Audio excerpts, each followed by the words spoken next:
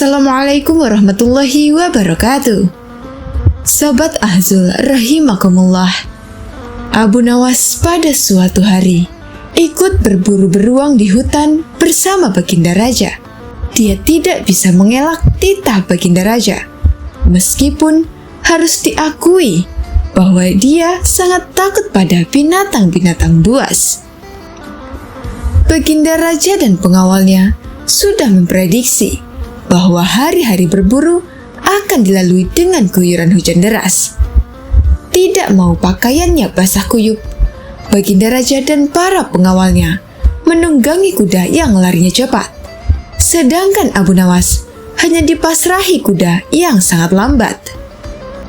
Tetapi Raja dan para pengawal sangat keheranan ketika melihat pakaian Abu Nawas tetaplah kering, sedangkan Raja dan para pengawalnya basah kuyup. Padahal Abu Nawas hanya menunggangi kuda lambat yang tidak memungkinkan bisa menembus guyuran hujan untuk mencapai tempat berteduh terdekat. Seketika itu, Baginda Raja bertitah kepada para pengawalnya untuk menggunakan kuda yang lambat seperti yang dipakai Abu Nawas, supaya pakaian mereka tidak basah kuyup. Benar saja, hari kedua berburu menuju lokasi. Hujan turun lebih deras dari hari pertama, tetapi Raja dan para pengawalnya tetap basah kuyup. Tidak seperti apa yang terjadi pada diri Abu Nawas. Dengan kuda yang lebih cepat, Abu Nawas sampai di lokasi terlebih dahulu, tentu dengan pakaian yang tetap kering. Baginda Raja dan para pengawal keheranan dan penasaran sebenarnya apa yang telah dilakukan Abu Nawas agar pakaian tetap kering dari guyuran hujan. Terus terang, bagaimana caranya menghindari hujan, wahai Abu Nawas? Tanya Baginda Raja. Mudah saja, tuanku yang mulia, kata Abu Nawas sambil tersenyum. Sedangkan aku dengan kuda yang cepat tidak sanggup mencapai tempat berteduh terdekat. Apalagi dengan kuda yang lambat ini, keluh Baginda Raja. Hamba sebenarnya tidak melarikan diri dari hujan, Raja yang mulia, jelas Abu Nawas. Lalu apa yang kamu lakukan? Tanya Baginda Raja lebih penasaran. Begitu hujan turun, hamba secepat mungkin melepas pakaian hamba dan segera melipatnya. Lalu hamba mendudukinya. Ini hamba lakukan sampai hujan berhenti, pungkas Abu Nawas. Dasar kau Abu Nawas, jawab Baginda Raja. Begitulah cara Abu Nawas menghindari hujan agar pakaiannya tidak basah kuyup.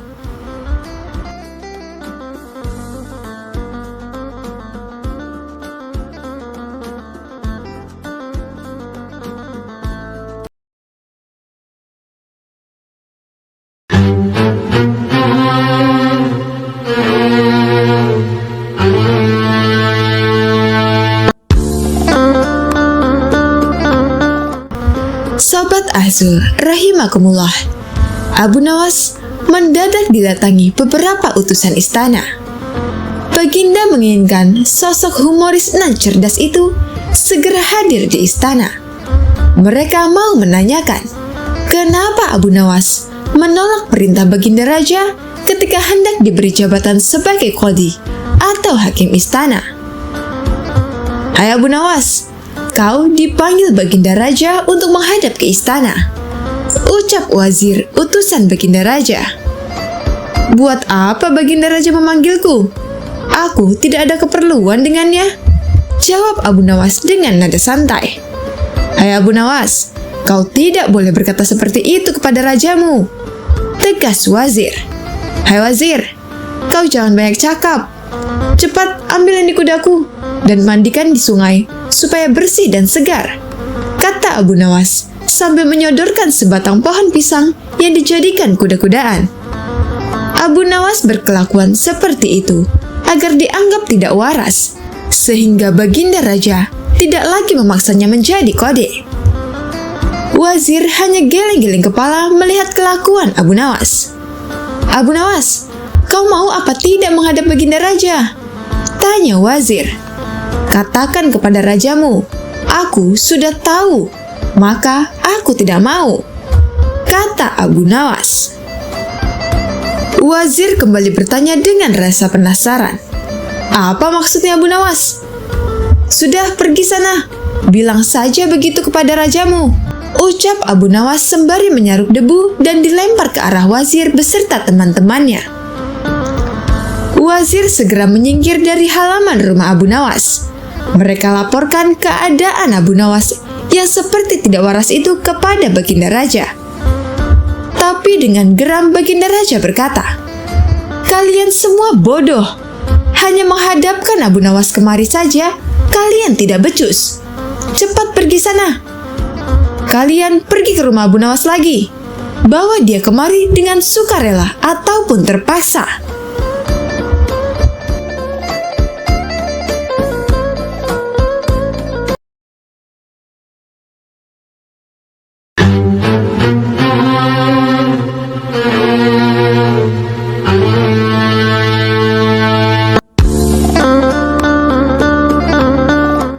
Sobat Azul rahimakumullah, Baginda Raja mendapat laporan dari menteri-menterinya kalau Abu Nawas bertingkah sangat aneh. Abu Nawas terlihat selalu duduk di atas kuburan. Dikarenakan penasaran, Baginda Raja pun segera mendatangi penasihatnya itu. Baginda Raja langsung menuju kompleks kuburan. Dan benar saja, dia mendapati Abu Nawas sedang duduk seorang diri di sana. "Abu Nawas, kenapa sekarang kamu bertingkah seperti orang gila?" tanya Baginda Raja. Abu Nawas balik bertanya, "Hamba atau Baginda Raja yang gila?" Baginda Raja menjawab, "Tentu saja kamu yang gila. Ngapain juga setiap hari duduk di kuburan?" "Justru itulah hamba yang waras dan Baginda yang gila," timpal Abu Nawas. Baginda Raja pun heran dengan jawaban Abu Nawas. "Kenapa bisa begitu, wahai Abu Nawas?" tanya Baginda Raja. "Ya karena aku tahu bahwa istana dan kekuasaan Baginda Raja suatu saat pasti akan musnah, dan disitulah Baginda akan hidup abadi," jawab Abu Nawas sambil menunjuk ke sebuah kuburan. "Oleh karenanya, hamba mempersiapkan diri untuk tinggal kekal ini." Sementara Paduka justru menyibukkan diri dengan membangun istana megah. Padahal semua itu akan musnah. Paduka terlihat begitu membenci kuburan. Padahal disitulah kelak tempat peristirahatan terakhir bagi Paduka. Tutur Abu Nawas melanjutkan. Mendengar perkataan Abu Nawas itu, Baginda Raja seketika langsung terdiam. "Jika demikian adanya, lalu siapa di antara kita yang gila, wahai Baginda Raja?" tanya Abu Nawas menegaskan. Baginda Raja tidak mampu bicara sedikit pun. Ia hanya bisa menangis terisak dan berkata, "Demi Allah, benar sekali apa yang kau katakan, Abu Nawas. Nasihatilah aku, wahai Abu Nawas," pinta Baginda Raja. Dengan pandangan sorot mata yang tajam, Abu Nawas berkata, "Cukuplah Baginda Raja melakukan banyak amal soleh." Perlahan, tangis Baginda Raja mulai reda. "Terima kasih atas nasihatnya, wahai Abu Nawas. Apakah kau menginginkan sesuatu dariku?" tanya Baginda Raja. "Iya," jawab Abu Nawas. "Ada 3 permintaanku kepada Anda, wahai Paduka. Jika Anda sanggup melakukannya, maka hamba akan sangat berterima kasih sekali kepada Baginda Raja," ujar Abu Nawas. "Baiklah, katakan apa permintaanmu," balas Baginda Raja. "Pertama, bisakah Paduka yang mulia menambah atau memperpanjang usia hamba?"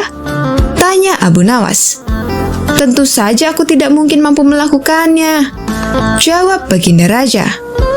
"Permintaan hamba yang kedua, mampukah Paduka Raja menjaga hamba dari malaikat maut?" tanya Abu Nawas lagi. "Tentu saja aku tak akan mampu, wahai Abu Nawas," jawab Baginda Raja. "Baik, sekarang permintaan hamba yang ketiga. Mampukah Paduka memasukkan hamba ke surga dan menjauhkan diri hamba dari api neraka?" pinta Abu Nawas. Itu juga tidak mungkin mampu aku lakukan, wahai Abu Nawas, jawab Baginda Raja. Kemudian Abu Nawas berkata, kalau begitu, hamba tidak membutuhkan bantuan Anda. Silahkan Paduka Raja pergi dari sini. Baginda Raja lantas meninggalkan Abu Nawas seorang diri di sebuah pemakaman yang penuh ketenangan.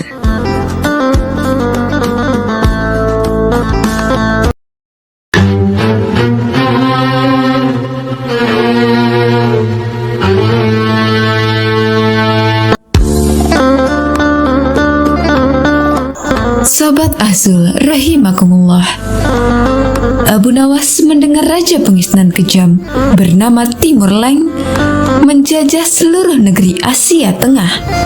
Dia dan ribuan pasukannya tidak segan-segan menghancurkan siapa saja yang berani melawan. Raja Timur Leng dan pasukannya berencana menyerang kota Baghdad, negeri tempat tinggal Abu Nawas.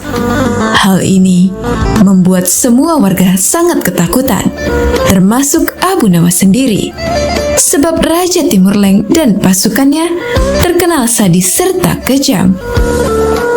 Beberapa bulan kemudian, terdengar kabar bahwa Raja Timur Leng beserta pasukannya akan memasuki kota Baghdad. Abu Nawas selaku orang yang ditokohkan di sana segera mengajak masyarakat berkumpul di alun-alun. Lantas ia naik ke atas mimbar dan berpidato di depan khalayak ramai. Mari kita semua berdoa supaya pasukan Raja Timur Leng ditimpa musibah angin topan yang sangat dahsyat, sehingga mereka semua menjadi binasa, kata Abu Nawas.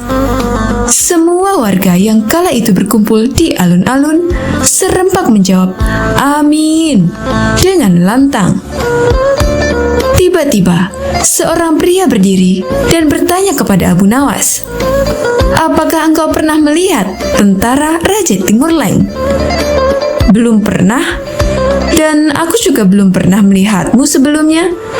Sepertinya kau bukan orang sini, jawab Abu Nawas. Benar, aku memang bukan orang sini, karena aku adalah panglima tentara Raja Timur Leng, ujar orang itu.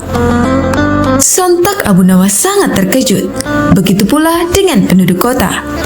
Mereka tidak menyangka bahwa pasukan Raja Timur Leng sudah memasuki daerahnya. Tapi dengan tenang, Abu Nawas melanjutkan pidatonya.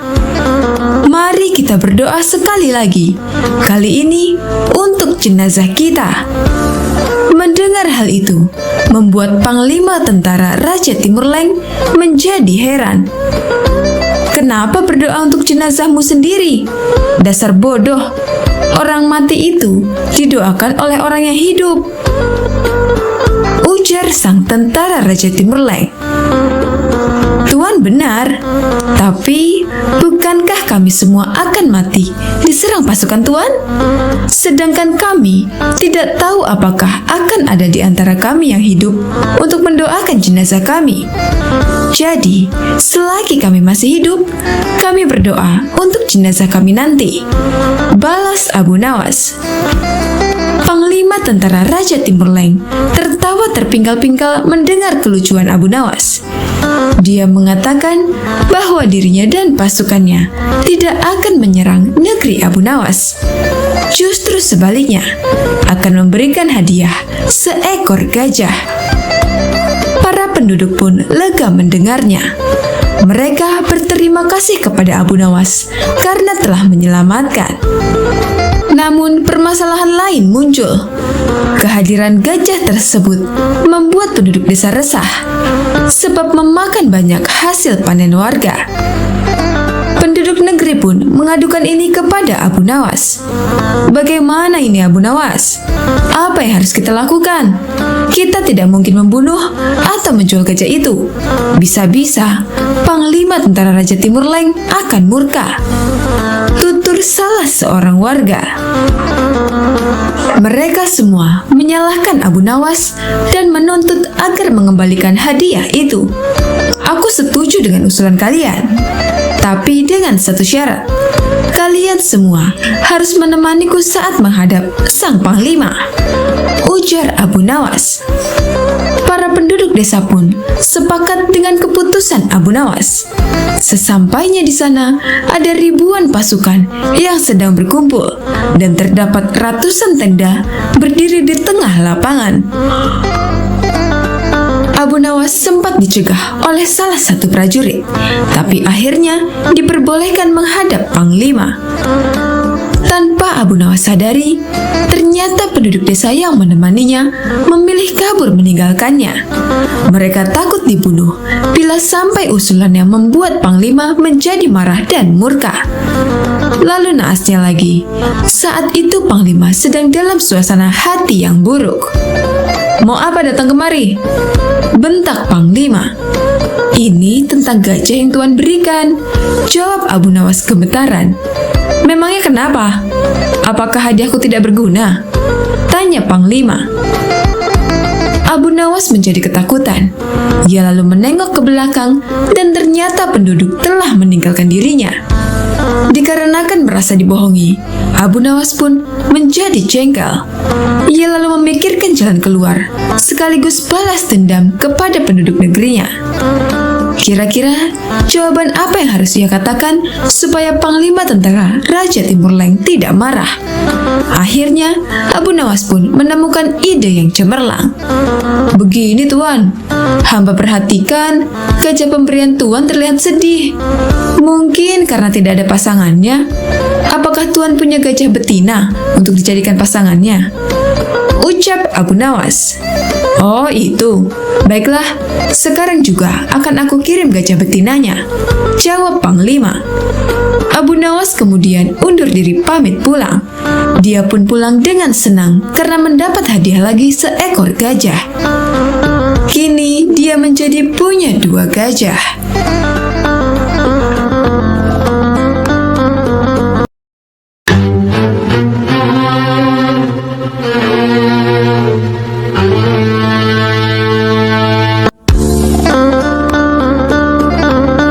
Sobat Azul rahimakumullah, diketahui Abu Nawas terkenal dengan sifat jenaka dan jeniusnya. Tapi ternyata saat kematiannya membuat Imam Syafi'i menangis sejadi-jadinya. Padahal awalnya Imam Syafi'i enggan mensolati jenazah Abu Nawas. Bukan hanya itu, Abu Nawas dikenal sebagai orang yang gemar berbuat maksiat dan agak konyol. Dia kerap minum khamr hingga mendapat julukan penyair khamr. Abu Nawas pernah membuat syair seperti ini: "Biarkan masjid diramaikan oleh orang-orang yang rajin ibadah. Kita di sini saja bersama para peminum khamr dan saling menuangkan. Tuhanmu tidak pernah berkata, celakalah para pemabuk, tapi dia pernah berkata, celakalah orang-orang yang sholat." Gara-gara syairnya ini, Baginda Raja Harun al-Rasyid sangat marah dan ingin memenggal leher Abu Nawas. Tapi ada orang yang mengatakan kepada Baginda Raja, "Wahai Amirul Mukminin, para penyair mengatakan apa-apa yang tidak mereka lakukan. Maafkanlah dia." Lalu gerangan apakah yang membuat Imam Syafi'i menangis sejadi-jadinya dan akhirnya bersedia mensolatkan jenazah Abu Nawas yang sebelumnya ditolak? Menurut satu riwayat, ketika Abu Nawas meninggal dunia, Imam Syafi'i tidak mau mensolati jenazahnya. Namun ketika jenazah Abu Nawas hendak dimandikan, di kantong baju Abu Nawas ditemukan secari kertas bertuliskan syair. Isi syair itu sebagai berikut: "Wahai Tuhanku, dosa-dosaku terlalu besar dan banyak, tapi aku tahu bahwa ampunanmu lebih besar. Jika hanya orang baik yang boleh berharap kepadamu, kepada siapa pelaku maksiat akan berlindung dan memohon ampun? Aku berdoa kepadamu seperti yang kau perintahkan, dengan segala kerendahan dan kehinaanku. Jika kau tampik tanganku, lantas siapa yang memiliki kasih sayang? Hanya harapan yang ada kepadaku ketika aku berhubungan denganmu dan keindahan ampunanmu, dan aku pasrah setelah ini." Setelah membaca syair tersebut, Imam Syafi'i menangis sejadi-jadinya. Dia pun bergegas langsung mensolati jenazah Abu Nawas bersama orang-orang yang hadir.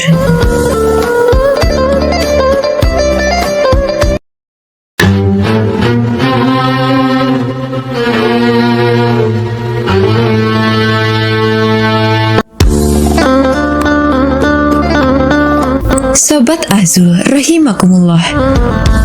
Abu Nawas mendengar kabar bahwa Baginda Raja berencana merombak kabinetnya. Secara informal, Baginda Raja juga pernah mengatakan kepada Abu Nawas akan menempatkan dirinya di salah satu jabatan kementerian. Seperti diketahui, Abu Nawas sangat tidak suka jabatan. Baginya, jabatan adalah musibah, apalagi jabatan menteri. Semasa hidup, ayah Abu Nawas yakni Syekh Maulana adalah seorang kadi atau hakim. Ketika Syekh Maulana wafat, Baginda Raja ingin menunjuk Abu Nawas sebagai penggantinya. Kala itu, Abu Nawas tidak berani menolak sehingga ia berlagak gila. Akibatnya, gagallah rencana Baginda Raja. Begitu sudah dianggap waras, maka Baginda Raja mengangkat Abu Nawas menjadi semacam staf khusus, jabatan tinggi tanpa pekerjaan yang jelimet. Mengapa Abu Nawas menolak jabatan? Ini karena pesan ayahnya ketika sakit parah. Kala itu sang ayah memanggil Abu Nawas. "Hai anakku, aku sudah hampir mati. Sekarang ciumlah telinga kanan dan telinga kiriku." Abu Nawas segera menuruti permintaan terakhir ayahnya. Ia cium telinga kanan sang ayah. Ternyata berbau harum. Sedangkan yang sebelah kiri berbau sangat busuk. "Bagaimana anakku? Sudah kau cium?" "Sudah ayah." "Ceritakanlah dengan sejujurnya. Bau kedua telingaku." "Aduh ayah, sungguh mengherankan. Telinga ayah yang sebelah kanan berbau harum sekali, tapi yang sebelah kiri kok baunya amat busuk," ujar Abu Nawas. "Hai anakku Abu Nawas, tahukah apa sebabnya bisa terjadi begini?" "Wahai ayahku, cobalah ceritakan kepada anakmu ini," berkata Syekh Maulana. "Pada suatu hari, datang dua orang mengadukan masalahnya kepadaku. Yang seorang aku dengarkan keluhannya, tapi yang seorang lagi karena aku tak suka maka tak ku dengar pengaduannya. Inilah resiko menjadi seorang kadi. Jika kelak kau menjadi kadi, maka kau akan mengalami hal yang sama. Namun jika kau tidak suka menjadi kadi, maka buatlah alasan yang masuk akal agar kau tidak dipilih sebagai kadi oleh Raja Harun al-Rasyid." Nah, itulah sebabnya Abu Nawas pura-pura menjadi gila dalam menolak permintaan Baginda Raja menjadi seorang kadi. Seorang kadi atau penghulu pada masa itu kedudukannya sama seperti hakim yang memutus suatu perkara. Walaupun Abu Nawas tidak menjadi kadi, namun dia sering diajak konsultasi oleh sang raja untuk memutus suatu perkara. Bahkan, ia kerap kali dipaksa datang ke istana hanya sekedar untuk menjawab pertanyaan Baginda Raja yang aneh-aneh dan tidak masuk akal. Jabatan Abu Nawas semacam staf khusus. Nah, kini bagaimana cara menolak permintaan Baginda agar dirinya menjadi menteri? Membuat Abu Nawas sangat bingung. Salah satu jalan adalah menghindar bertemu Baginda Raja. Abu Nawas bersembunyi di rumah. Kepada istrinya dia berpesan, jika ada utusan Baginda Raja datang, katakan saya sedang uzlah di gunung. Uzlah adalah mengasingkan diri. Benar saja, utusan Baginda Raja datang ke rumah. Setelah selama sepekan lebih, Abu Nawas menghilang. Ketika utusan itu datang, si cerdik ini bersembunyi di kolong tempat tidur. Istrinya yang lugu ini mengatakan pesan Abu Nawas kepada utusan raja. "Suamiku sedang menyepi di gunung," kata istrinya. "Gunung mana?" "Tidak tahu, dia bilang di gunung, begitu saja." Utusan Baginda Raja bingung setengah mati. Apa yang akan disampaikan kepada Baginda Raja nanti? Benar saja, Baginda Raja marah-marah begitu menerima laporan utusannya. "Cari di mana Abu Nawas? Harus sampai ketemu," titah Baginda Raja. Sementara itu, Abu Nawas langsung berangkat ke hutan begitu utusan itu balik ke istana. Dia berpesan kepada istrinya, jika utusan itu datang lagi, bilang saja, "Saya di hutan sana." Utusan disertai beberapa pengawal Baginda Raja datang juga ke rumah. Istrinya pun menunjukkan di mana suaminya berada. Abu Nawas sedang duduk di mulut sebuah goa di hutan sambil bicara sendiri ketika utusan dan pengawal datang. "Hai Abu Nawas, Raja mencarimu, cepatlah," kata utusan Raja. "Sebentar, saya sedang ngobrol dengan burung itu," ujar Abu Nawas sembari menunjuk seekor burung yang bertengger di dahan pohon.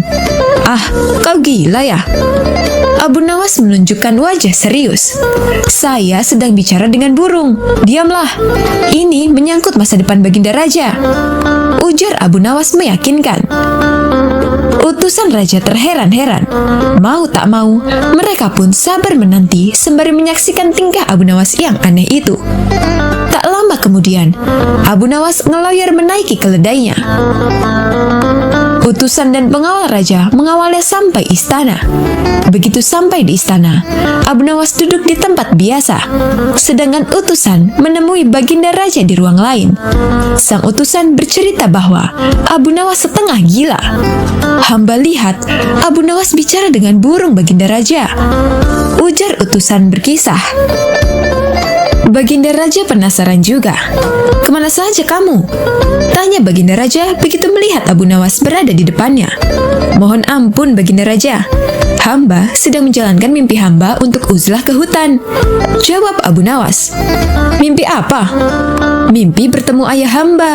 Beliau berpesan agar hamba menyepi untuk sementara waktu agar dapat wangsit," ujar Abu Nawas. "Terus sekarang sudah dapat wangsit?" tanya Baginda Raja penasaran. "Sudah Baginda," jawab Abu Nawas. "Apa wangsit yang kamu peroleh?"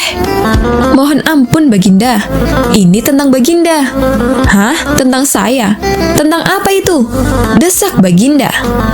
"Ayo ceritakan." Berdasarkan cerita burung, jika Baginda hendak melakukan reshuffle para menteri, hendaknya memilih figur-figur yang benar-benar lebih baik dari menteri yang ada saat ini, tutur Abu Nawas. "Ya sudah pasti itu," sergah Baginda Raja. "Memangnya kamu bisa berbicara dengan burung?" tanya Baginda memastikan. "Begitulah Baginda," jawab Abu Nawas mantap. Berdasarkan cerita burung, Baginda hendaknya jangan mengangkat menteri yang ciri-cirinya seperti saya, lanjut Abu Nawas. "Ah, burung kok dipercaya?" ujar Baginda Raja. "Jadi kamu menolak menjadi menteri?" tanya Baginda kemudian. "Bukan begitu Baginda, ini berdasarkan cerita burung. Jika Baginda ingin negeri ini baldatun thayyibatun warrobun ghafur," ujar Abu Nawas. "Burung itu adalah burung goib, burung yang dikirim dari langit," lanjut Abu Nawas. Baginda Raja tampaknya mulai mempercayai omongan Abu Nawas. Apalagi begitu melihat wajah si cerdik ini yang sangat serius. Lagi pula, untuk apa Abu Nawas menyepi di hutan jika itu tidak ada masalah serius? "Lalu, jika kamu tetap saya tunjuk jadi menteri, apa yang akan terjadi?" ujar Baginda setelah lama terdiam. "Petaka Baginda Raja," jawab Abu Nawas spontan. Baginda Raja geleng-geleng kepala. "Baik kalau begitu, tapi ada syaratnya. Bantu saya memilih figur-figur yang cocok untuk menteri mendatang," ujar Baginda Raja kemudian. Abu Nawas pun segera mengiyakan. Ia mohon diri pulang dengan langkah yang ringan. Ia girang setengah mati bisa lolos dari jabatan yang syarat masalah itu.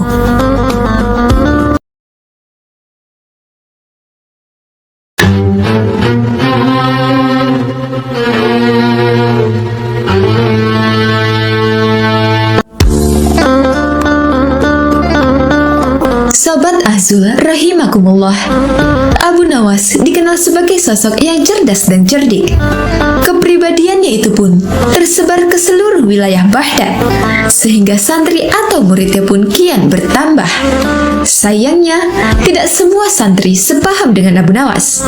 Suatu hari, salah seorang santri tampak mengeluh dan menyampaikan pendapatnya secara kritis, mengkritik bahwa spiritualitas Abu Nawas perlu disesuaikan dengan perkembangan zaman.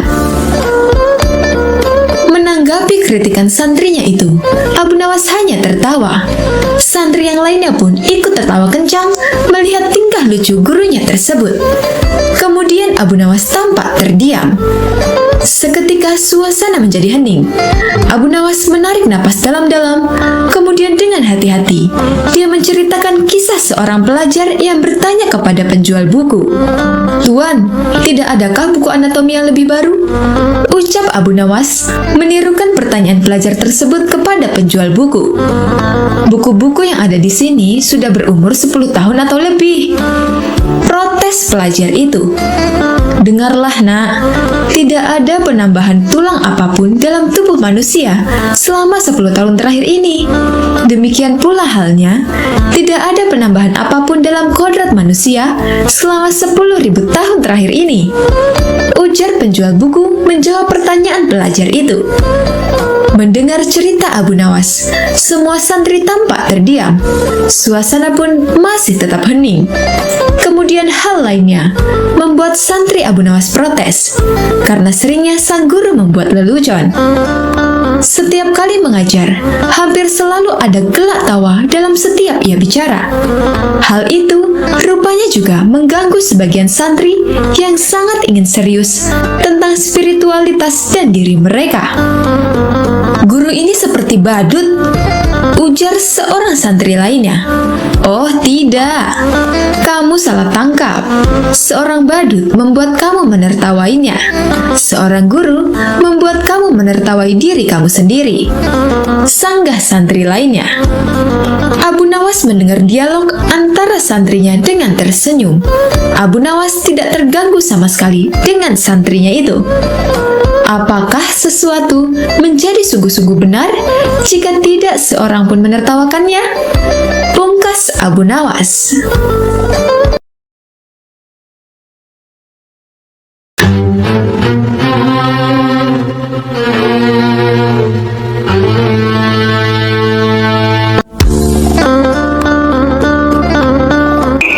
Sobat Azul rahimakumullah, Baginda Raja pada suatu hari memberi hadiah aneh kepada Abu Nawas. Gara-gara terjerat pasal penghinaan terhadap Baginda Raja, Abu Nawas pun langsung dihukum. Abu Nawas dipukuli tentara kerajaan yang bertubuh kekar.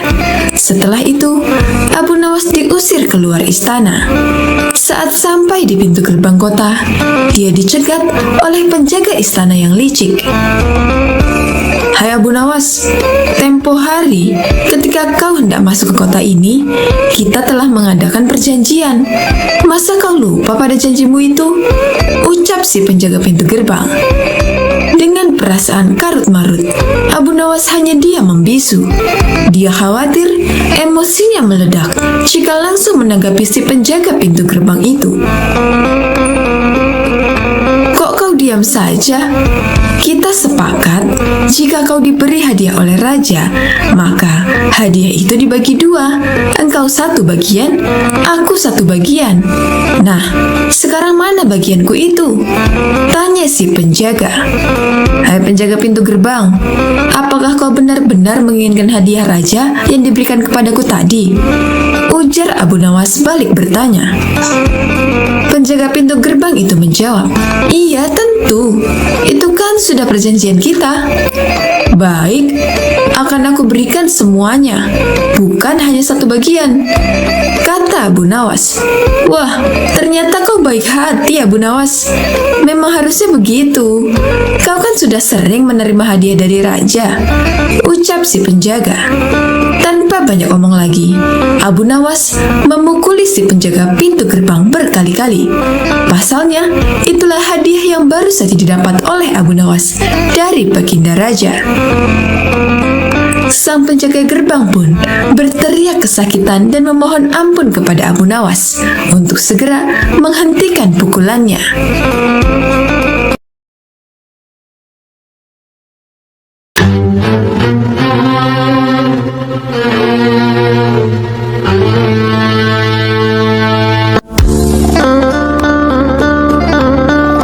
Sobat Azul rahimakumullah, Suatu hari, di kota di tempat tinggal Abu Nawas, digegerkan adanya tabib baru yang mengaku sakti. Dia sesumbar bisa mengobati penyakit apa saja. Alhasil, rumahnya didatangi ratusan pasien. Padahal, tabib tersebut hanyalah seorang penipu. Ia menggunakan keahlian sulapnya untuk menipu warga. Hal inilah yang membuat warga semakin percaya pada kesaktian palsu sang tabib palsu. Ada juga pasien yang tidak kunjung sembuh. Namun karena rayuan manis sang tabib palsu, ia selalu menuruti perkataannya agar kembali berobat. Sampai pada suatu ketika, Abu Nawas jatuh sakit yang tidak kunjung sembuh. Atas saran dari sang istri, Abu Nawas disuruh berobat ke tabib palsu tersebut. Kala itu, Abu Nawas belum tahu kalau tabib tersebut adalah seorang penipu. Ia pun menuruti saran dari istrinya. Namun sudah 3 kali berobat, sakit Abu Nawas tidak kunjung sembuh. Padahal sekali berobat, bayarnya 100 dinar. Dan Abu Nawas sudah menghabiskan 300 dinar tanpa ada sedikit pun tanda-tanda kesembuhan pada dirinya. Akibatnya, Abu Nawas mulai curiga. Jangan-jangan tabib itu seorang penipu. Seiring berjalannya waktu, Abu Nawas pun sudah sehat seperti sedia kala. Lalu terbesit dalam benaknya untuk mengerjai tabib palsu tersebut. Aku harus mendapatkan 300 dinarku. Tapi bagaimana caranya ya? Tanya Abu Nawas dalam hati. Setelah lama berpikir, akhirnya Abu Nawas menemukan ide yang cemerlang. Keesokan harinya, dia membuka praktik pengobatan di depan rumahnya. Lengkap dipasang papan yang bertuliskan, sembuh bayar 100 dinar, kalau tidak sembuh, uang kembali 1000 dinar. Para pasien yang rencananya berobat ke tabib palsu mendadak memilih datang ke rumah Abu Nawas. Rumah Abu Nawas pun penuh sesak oleh pasien. Entah karena kebetulan atau bagaimana, hampir semua pasien yang diobati berhasil disembuhkan. Sementara di rumah tabib palsu terlihat sepi.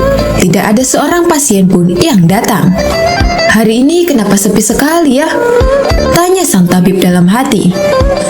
Selang beberapa lama, datanglah asistennya dan mengabarkan berita tentang klinik Abu Nawas. Tuan, Abu Nawas sekarang buka praktik pengobatan, kata asistennya melaporkan. Benarkah? Tanya sang tabib. Benar tuan, di rumah Abu Nawas ramai sekali pasien datang. Itulah kenapa hari ini di rumah tuan sepi pasien, jawab asistennya.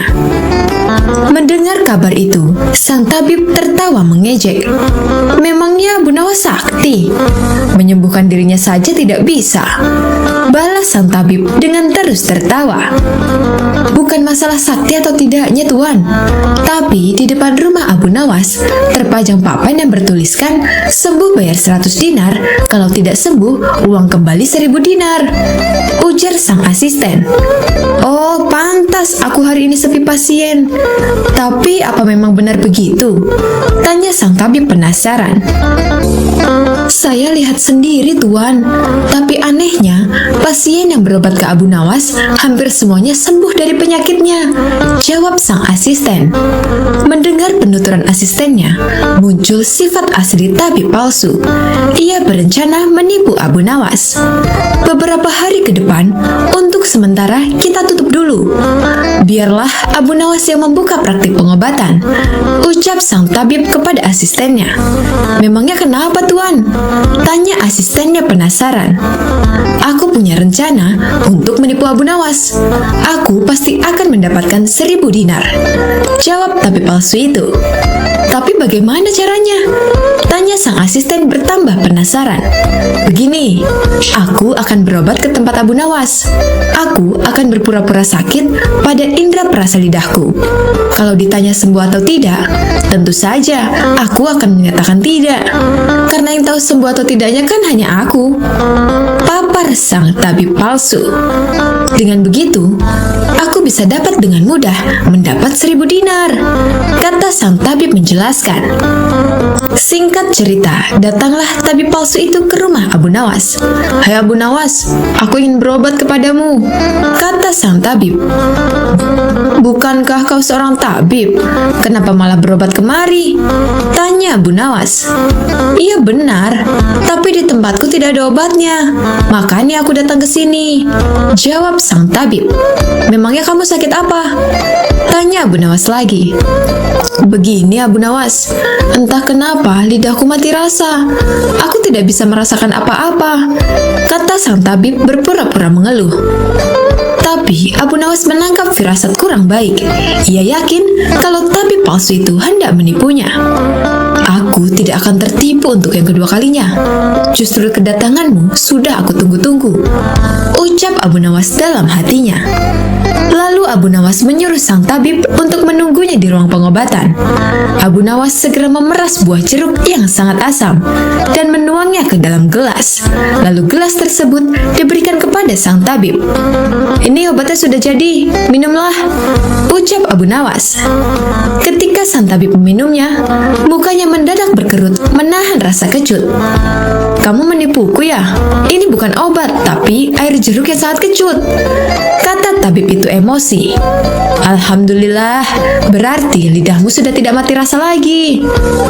Sekarang bayar ongkos pengobatannya," pinta Abu Nawas. "Waduh, aku keceplosan. Gagal rencanaku," pikir sang tabib palsu. Ia pun terpaksa memberikan uang 100 dinar kepada Abu Nawas. Tapi sang tabib tidak putus asa. Ia terus berusaha agar bisa mendapatkan 1000 dinar. Hari berikutnya, ia kembali mendatangi Abu Nawas. "Hai Abu Nawas, aku mau berobat lagi," kata sang tabib palsu. "Oh, silahkan.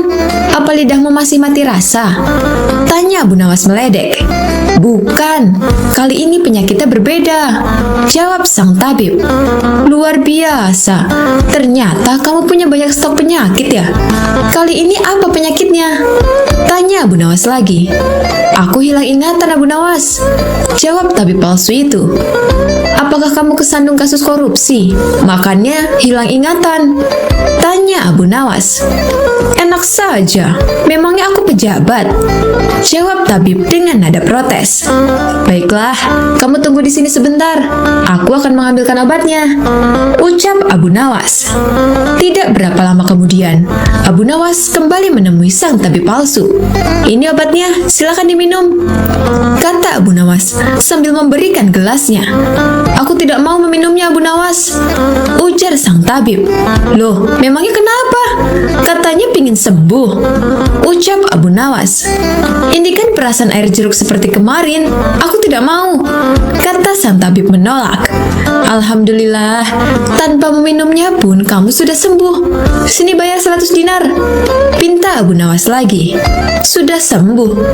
Sudah sembuh apanya? Kamu jangan mengada-ngada Abu Nawas," protes sang tabib. "Buktinya kamu masih ingat dengan obat yang kemarin aku berikan itu. Berarti sakit hilang ingatanmu sudah sembuh," jelas Abu Nawas. Untuk kedua kalinya, rencana sang tabib palsu mengalami kegagalan. Mau tidak mau, ia harus memberikan uang kepada Abu Nawas. Kurang ajar, ternyata Abu Nawas tidak sebodoh yang aku kira, pikir sang tabib. Tidak terima dengan dua kegagalan yang dialami, tabib palsu itu berpikir keras untuk bisa mengalahkan Abu Nawas. Setelah merenung agak lama, akhirnya ia mendapatkan sebuah ide. "Aku pasti berhasil kali ini," ungkap tabib merasa yakin. Kali ini ia berpura-pura buta. Si tabib berjalan ke rumah Abu Nawas dengan bantuan tongkat di tangannya. Setelah tiba, Abu Nawas sempat kaget dengan penuh rasa iba. Abu Nawas bertanya kepada sang tabib, "Apa yang menimpamu? Dan mengapa kamu bisa seperti ini?" Si tabib palsu menjawab, "Tolonglah aku Abu Nawas, mataku tiba-tiba buta, sembuhkanlah aku." Tabib itu kemudian dipersilahkan masuk dan duduk di ruang pengobatan. Setelah mengamatinya dengan seksama, Abu Nawas akhirnya menyadari bahwa itu adalah tipuan. Namun, Abu Nawas tidak pernah kehilangan akal. Ia punya cara lain untuk menghadapinya. Sepertinya penyakit kebutaanmu sudah sangat parah. Maafkan aku, untuk kali ini aku tidak mampu mengobatinya, ucap Abu Nawas pura-pura sedih. Mendengar jawaban tersebut, sang tabib langsung kegirangan. Akhirnya bisa mengelabui si Abu Nawas. Terus bagaimana ini Abu Nawas? Padahal aku berharap banyak kepadamu, kata sang tabib berpura-pura. Ya mau bagaimana lagi? Aku tidak mungkin bisa menyembuhkanmu, jawab Abu Nawas. Kalau begitu, aku dapat uang 1000 dinar dong, tanya tabib palsu itu penuh harap. Tentu saja kawan, aku tidak mungkin berdusta, balas Abu Nawas. Kemudian Abu Nawas masuk ke rumah untuk mengambilkan uang. Ini uang 1000 dinar untukmu, ucap Abu Nawas sambil memberikan uangnya. Tabib palsu itu dengan penuh kegirangan menerima uang tersebut. Tapi setelah uangnya dihitung, ia langsung murka. Hai Abu Nawas, kenapa hanya 10 dinar? Tegas sang tabib palsu dengan emosi. Dari mana kamu tahu kalau jumlahnya hanya 10 dinar? Tanya balik Abu Nawas. Uangnya memang ada 10, tapi pecahan 1 dinar, bukan 100 dinar. Memangnya aku buta? Balas tabib tambah emosi. Alhamdulillah, sekarang kamu sudah sembuh, kata Abu Nawas sambil mengambil kembali uangnya. Maksudmu apa Abu Nawas? Kenapa uangnya diambil lagi? Tanya si tabib kebingungan. Loh, kan kamu sudah sembuh. Sini bayar 100 dinar, pinta Abu Nawas. Sembuh apanya? Kamu jangan mengada-ngada ya Abu Nawas, protes si tabib palsu. Bukankah kamu kesini katanya mengalami kebutaan? Tapi kamu bisa membedakan mana pecahan 1 dinar dan mana pecahan 100 dinar? Berarti matamu sudah bisa melihat, jelas Abu Nawas. Tabib palsu itu tidak bisa berkata apa-apa. Ia pun terpaksa memberikan uang 100 dinar kepada Abu Nawas dan pergi dengan perasaan kecewa. Aku kapok berurusan dengan Abu Nawas, ucap si tabib palsu. Sementara Abu Nawas berhasil mendapatkan kembali 300 dinarnya yang pernah diberikan kepada sang tabib palsu sewaktu sakit berobat.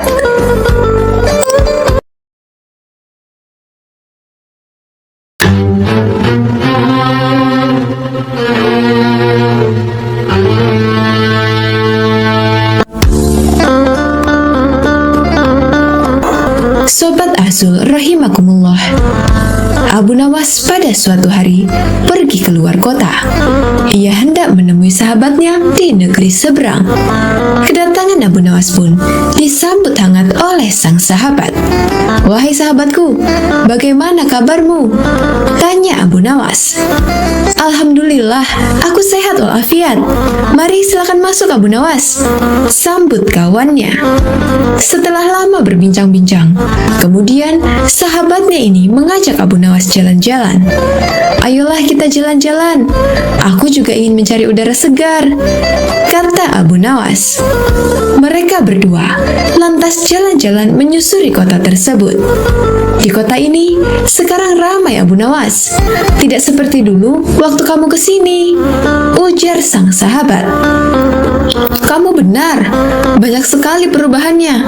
Suasana di kotamu sekarang menjadi ramai sekali, ucap Abu Nawas.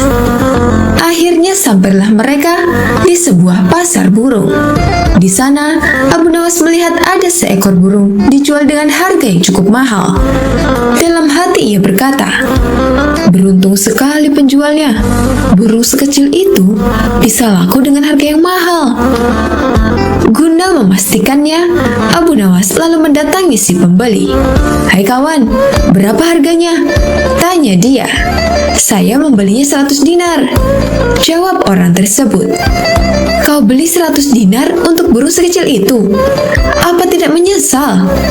Tanya Abu Nawas lagi. Ya tidaklah, menurutku harga segitu sudah layak, balas orang tersebut. Aneh sekali, apa mungkin di kota ini hewan-hewan harganya mahal? Pikir Abu Nawas. Setelah selesai jalan-jalan, Abu Nawas pamit pulang kepada sahabatnya. Sesampainya di rumah, dia terus memikirkan kejadian yang dilihat di pasar burung. Aku tidak habis pikir, kenapa burung sekecil itu bisa laku dengan harga yang mahal. Oh ya, bukankah aku punya seekor ayam?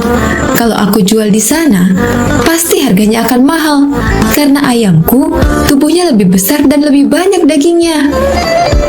Keesokan harinya, Abu Nawas kembali berangkat menuju kota sahabatnya dengan membawa seekor ayam. Kali ini ia tidak mampir ke rumah sang sahabat, melainkan langsung menuju pasar hewan. Setibanya di sana, Abu Nawas menawarkan ayamnya kepada orang-orang dengan harga 200 dinar. "Berapa harganya, Tuan?" tanya salah satu pembeli. "Murah, kawan, hanya 200 dinar saja," jelas Abu Nawas. Si pembeli tentu saja kaget mendengarnya. Ia pun langsung meninggalkan Abu Nawas tanpa menawarnya. Sampai waktu menjelang siang, ayam Abu Nawas tidak kunjung laku. Tidak ada satupun yang berminat membeli ayam Abu Nawas. Rata-rata mereka menawarnya dengan harga 5 dinar. Hal ini membuat Abu Nawas sangat kecewa, lalu meluapkan kekesalannya kepada orang-orang di pasar. "Apa-apaan ini? Kemarin aku melihat ada seekor burung bisa laku 100 dinar. Tetapi ayam milikku yang begini indah dan ukurannya jauh lebih besar ditawar hanya 5 dinar. Teriak Abu Nawas. Sontak orang-orang pun terkejut dengan teriakan Abu Nawas. "Ada apa, Tuan? Jangan teriak-teriak seperti itu. Nanti orang-orang ketakutan," ujar salah satu warga. Kebetulan sahabat Abu Nawas melintas di tempat itu. Ia pun segera menghampiri Abu Nawas. "Tenanglah Abu Nawas, ada apa ini?" tanya sahabatnya. "Kemarin waktu kita jalan-jalan ke pasar ini, aku melihat ada seekor burung kecil laku dengan harga 100 dinar. Tapi kenapa ayamku yang indah dan besar ini malah hanya ditawar 5 dinar? Ini kan aneh," ungkap Abu Nawas. "Oh, burung yang kemarin itu. Kamu salah paham, Abu Nawas. Itu bukan burung biasa. Burung itu adalah burung beo. Keistimewaan burung beo, dia bisa bicara seperti manusia. Jadi wajar kalau harganya sangat mahal. Bukan karena tubuhnya kecil," terang sang sahabat. Sejenak Abu Nawas terdiam. Ia pun mulai menyadari atas kekeliruannya. Tapi untuk menutupi rasa malu, Abu Nawas berkata, "Kalau burung itu bisa bicara, ayamku ini malah bisa berpikir," kata Abu Nawas. "Berpikir? Maksudnya bisa berpikir seperti manusia?" tanya sahabatnya dengan penasaran. "Benar sekali. Dia tahu mana ayam betina dan mana ayam jantan. Buktinya dia tidak mau mengawini ayam jantan," ucap Abu Nawas. Mendengar itu, orang-orang di pasar seketika tertawa terpingkal-pingkal.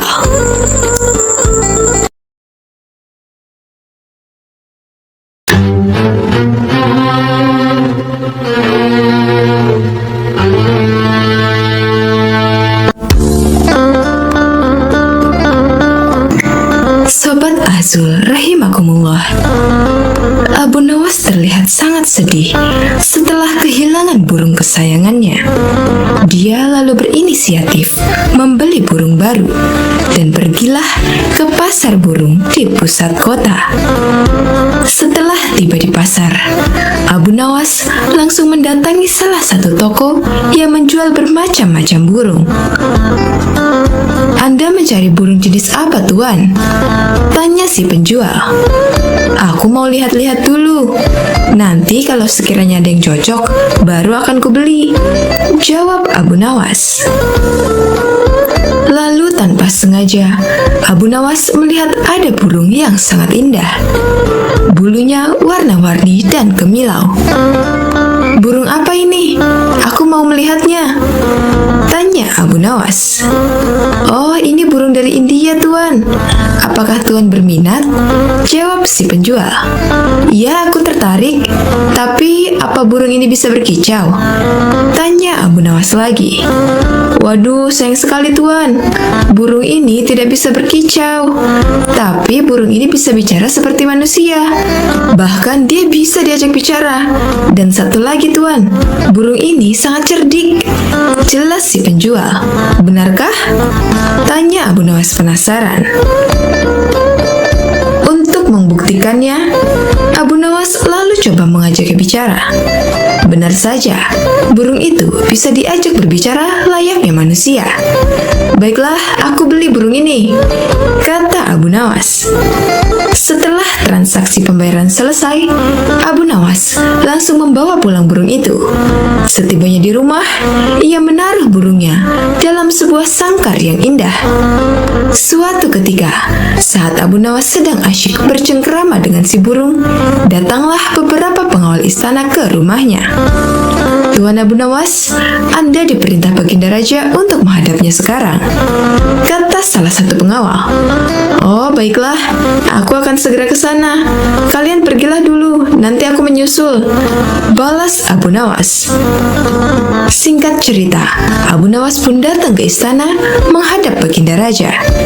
Ternyata Baginda Raja akan mengutus Abu Nawas pergi ke India untuk suatu keperluan. Sepulangnya dari istana, Abu Nawas langsung berkemas dan bersiap-siap. Tidak lupa, dia juga berpamitan dengan burung barunya itu. "Hai burung, aku tahu kau berasal dari India, dan Baginda Raja akan mengutusku ke negerimu. Apakah kamu punya permintaan? Barangkali kau kangen dengan makanan India. Aku bisa membawakannya untukmu," kata Abu Nawas. "Aku mohon dan aku meminta kepadamu, lepaskan aku dari sangkar ini. Itulah permintaanku," jawab si burung. "Kalau itu permintaannya, aku tidak bisa. Aku tidak mungkin melepaskanmu. Aku membelimu dengan harga yang mahal. Kau sudah menjadi milikku sekarang," ujar Abu Nawas. "Baiklah, kalau kau memang tidak bisa melepasku, tapi bila permintaan kedua ini kau penuhi, aku akan sangat senang," balas si burung. "Apa permintaan keduamu?" tanya Abu Nawas. "Aku minta tolong kepadamu, jika kau telah sampai ke negeri India, pergilah ke sebuah hutan di desa ini. Kabarkanlah kepada saudara-saudaraku bahwa saat ini aku berada dalam sangkar di rumahmu. Melalui kabar ini, aku berharap mereka tidak gelisah mencariku. Itulah permintaan keduaku," tutur si burung. "Memangnya semua burung yang jenisnya sepertimu bisa mengerti bahasa manusia?" tanya Abu Nawas. "Ya, mereka yang jenisnya seperti aku pasti bisa mengerti bahasa manusia dan bisa bicara seperti aku," jawab si burung. "Baik, aku akan berusaha memenuhi permintaanmu kali ini," ucap Abu Nawas. Singkat cerita, sampailah Abu Nawas di negeri India. Ia pun langsung melaksanakan tugas dari Baginda Raja. Setelah tugas-tugasnya selesai, barulah Abu Nawas menuju hutan di desa yang dimaksud oleh burungnya. Tak disangka-sangka, baru saja memasuki hutan beberapa puluh meter, Abu Nawas melihat sekawanan burung hinggap di sebuah dahan pohon tepat di atas kepalanya. Burung-burung itu mirip dengan burung yang ada di rumahnya. Ia segera saja berkata ke sekawanan burung itu, "Wahai burung, aku ingin menyampaikan pesan dari saudaramu, bahwa saat ini saudaramu terkurung di dalam sangkar yang ada di dalam rumahku. Kalian jangan mencarinya, karena saat ini saudaramu telah menjadi milikku," kata Abu Nawas. Mendengar kabar tersebut, salah satu burung tiba-tiba pingsan dan jatuh mengenai kaki Abu Nawas. Lalu Abu Nawas memungutnya dan membolak-balik badan si burung. Aneh, burung ini mendadak mati. Mungkin ia kaget karena mendengar kabar saudaranya sekarang terpenjara dalam sangkar dan jauh berada di negeriku, kata Abu Nawas dalam hati. Ia tak mau ambil pusing atas kejadian ini. Hal terpenting, dia telah menyampaikan pesan si burung kepada saudara-saudaranya. Abu Nawas memutuskan berlayar kembali dan pulang ke negerinya. Setibanya di rumah, ia memberitahu burungnya bahwa permintaannya telah disampaikan. "Bagaimana kabar saudara-saudaraku? Apakah mereka baik-baik saja?" tanya si burung. "Semuanya baik-baik saja, tapi ada salah satu burung yang tiba-tiba langsung mati saat mendengar kabar kalau kau sekarang berada di sini," kata Abu Nawas menjelaskan. Mendengar berita yang disampaikan Abu Nawas, burung yang ada di sangkar pun tiba-tiba pingsan dan jatuh. Spontan, Abu Nawas menjadi kaget dan segera mengambil burung tersebut. Setelah dibolak-balik, ternyata burungnya mati mendadak. Apa mungkin ini gara-gara mendengar kabar kalau saudaranya telah mati? Ia sangat terkejut sampai mengalami kematian, pikir Abu Nawas. Abu Nawas pun menjadi sedih. Dia lalu menggotong burungnya dan menempatkannya di bibir jendela. Tapi tiba-tiba saja, burung itu segera terbang dan hinggap di salah satu pohon di dekat jendela. Sebelum terbang tinggi, si burung berkata kepada Abu Nawas, "Wahai Tuan, ketahuilah, apa yang kau anggap kesedihan bisa jadi merupakan kabar baik bagi yang lain. Mungkin Tuan bersedih karena aku lepas dari sangkarmu, tapi aku bahagia karena bisa lepas dari sangkarmu." Si burung lalu terbang tinggi meninggalkan Abu Nawas. Ternyata benar apa yang dikatakan si penjual burung di pasar. Si burung bukan hanya bisa bicara, tapi juga cerdik. Aku telah dikelabui oleh burung itu, pungkas Abu Nawas kecewa.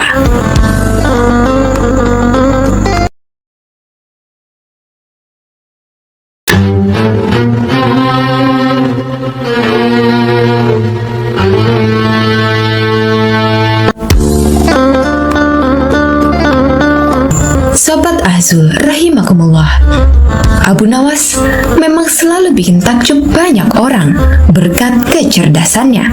Salah satunya adalah Baginda Raja. Suatu ketika, beliau sedang merasakan suntuk dan ingin keluar istana untuk menghilangkan rasa jenuhnya. Dipanggillah Abu Nawas untuk menemani Baginda Raja jalan-jalan. Singkat cerita, Abu Nawas dan Baginda Raja memulai perjalanannya. Ketika dalam perjalanan, Abu Nawas selalu bercerita yang membuat Baginda Raja terhibur. Ketika melintasi tepian pantai, mereka berdua berhenti sejenak untuk beristirahat. Baginda Raja lalu membasuh muka dan tangan dengan air laut. Langsung terbesit dalam benaknya akan sebuah pertanyaan. "Hai Abu Nawas, menurutmu kenapa air laut itu asin?" tanya Baginda Raja. "Karena air laut tidak mengalir kemana-mana, Paduka. Ia senantiasa di tempatnya. Nah, untuk mencegah agar air laut itu tidak busuk, para leluhur kita dulu memberinya garam. Itulah sebabnya air laut menjadi asin," jawab Abu Nawas. Mendengar penjelasan itu, Baginda Raja tertawa terpingkal-pingkal. Perjalanan mereka berdua pun akhirnya dilanjutkan. Tidak berapa lama dari kejauhan, mereka berdua melihat sebuah benda berkilauan. "Benda apa itu, Abu Nawas? Ayo kita ke sana," ajak Baginda Raja. Abu Nawas bergegas melangkah mendahului Baginda Raja. Setelah benda itu diambil oleh Abu Nawas, ternyata hanya sebuah cermin. Abu Nawas pun segera membuangnya lagi. Melihat hal itu, Baginda Raja terkejut. "Kenapa dibuang, Abu Nawas? Memangnya itu benda apa?" tanya Baginda Raja. "Benda yang sangat jelek, Paduka. Wajar saja kalau si pemilik membuangnya," jawab Abu Nawas. "Tapi benda itu terlihat berkilauan dari jauh," ujar Baginda Raja. "Kalau Paduka tidak percaya, ambil saja sendiri," balas Abu Nawas. Dikarenakan penasaran, Baginda Raja pun segera memungut benda itu. Setelah diamati, ternyata itu adalah sebuah cermin. Baginda Raja lalu berkata, "Ini kan cermin, Abu Nawas. Kenapa kau bilang kalau benda ini sangat jelek?" tanya Baginda Raja. "Coba perhatikan baik-baik. Pasti Paduka akan menemukan kejelekannya," ujar Abu Nawas. Baginda Raja kembali mengamati cermin tersebut. Di situ, Baginda Raja tidak menemukan kejelekan. Yang ada hanya wajahnya sendiri di dalam cermin. "Nah, itu sudah tampak jeleknya. Ayo, lekas dibuang saja bendanya, Paduka," Abu Nawas. Baginda Raja mulai memahami maksud ucapan Abu Nawas. "Kurang ajar kamu Abu Nawas," balas Baginda Raja.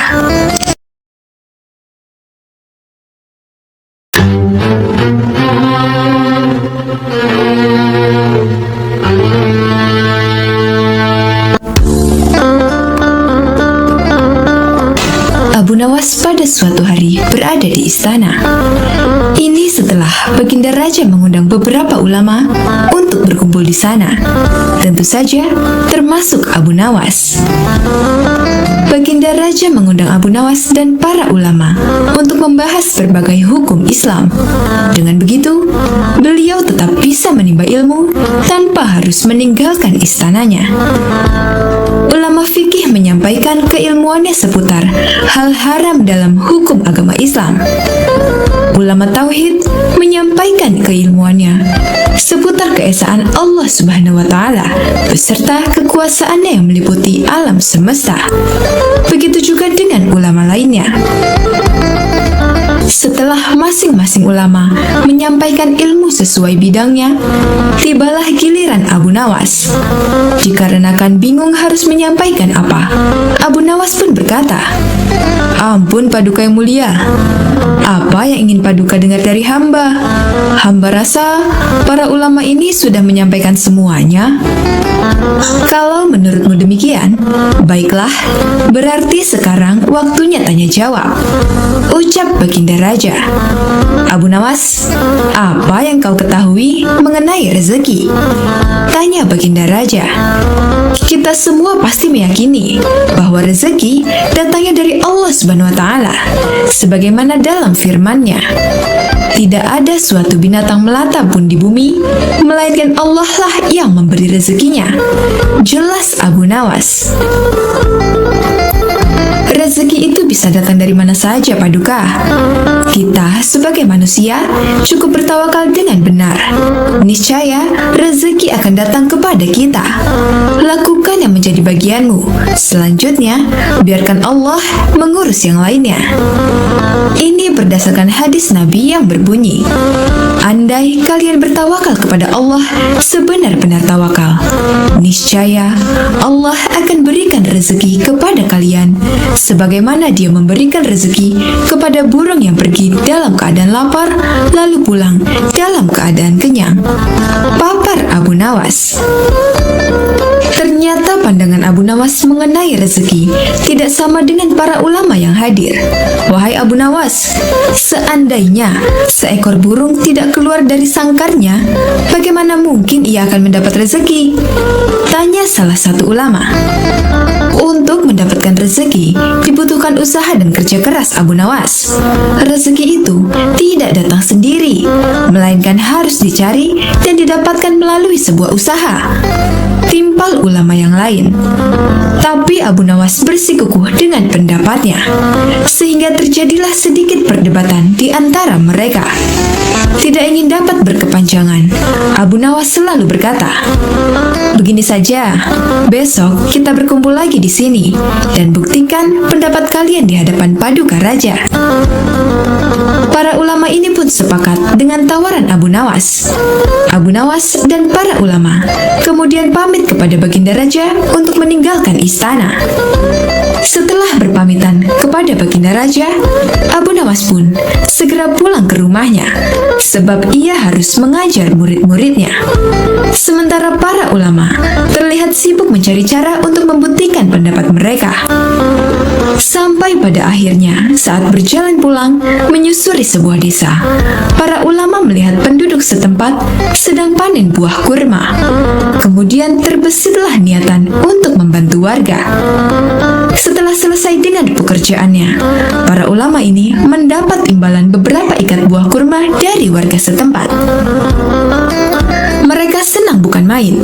Para ulama itu senang bukan karena mendapat kurma, tetapi memiliki alasan untuk menyampaikan kepada Abu Nawas dan Baginda Raja bahwasannya pendapat mereka soal rezeki adalah benar.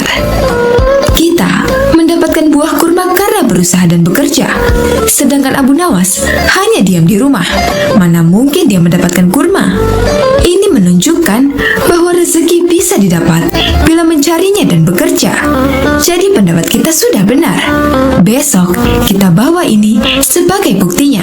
Kita tunjukkan kepada Abu Nawas dan Baginda Raja, kata salah satu ulama kepada kawannya. Maka pada keesokan harinya, para ulama ini datang ke istana. Sesampainya di sana, ternyata sudah ada Abu Nawas duduk di hadapan Baginda Raja.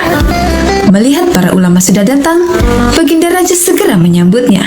"Kemarilah, silahkan duduk tuan-tuan," sambut Baginda Raja.